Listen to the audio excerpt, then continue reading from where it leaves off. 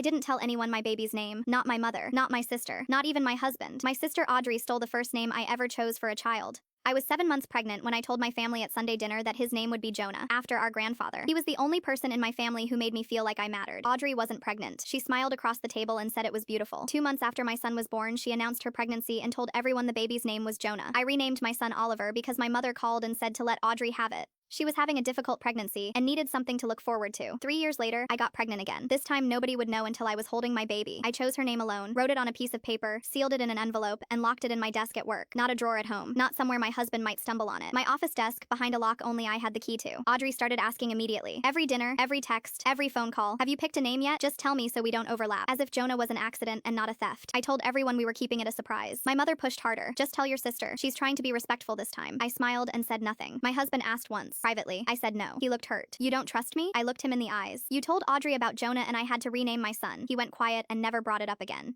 At 7 months, my mother showed up at my house unannounced. She sat at my kitchen table and told me Audrey was thinking about using the name Vivienne for her next baby. She wasn't even pregnant. My mother said I should steer clear of that one to keep the peace. That's when I understood. My mother wasn't checking on me. She was scouting names for Audrey. At my baby shower, Audrey stood up and gave a toast about sisterhood, about how our children would grow up as best friends. Then she handed me a gift, a leather journal with every family name written inside and highlighted in yellow, except the ones she'd already claimed. She looked at me and smiled. Maybe this will help you finally decide. 25 people laughed. I thanked her and set it aside. A week later, Audrey started texting me name suggestions. Charlotte, Margot, Penelope, 3 or 4 a day, always with a reason attached. Charlotte is classic. Margot is French and elegant. You'd love Penelope. It has nicknames. She wasn't helping me. She was steering me. If she couldn't steal my name this time, she'd pick one for me instead. 2 weeks before my due date, Audrey called crying. She said I was shutting her out, that keeping the name secret was cruel and childish, and I was punishing her for something that happened years ago. My mother took the phone and said I was tearing the family apart over a name. I listened to both of them for 14 minutes, then I said, I love you both. The name will be a surprise. And I hung up. Labor started at 4 in the morning. My husband drove in silence. At a red light, he looked over at me. Will I find out today? I said, when she's born. He held my hand and didn't say another word. She arrived at 6:22 a.m. The nurse asked for a name for the birth certificate. I looked at my husband,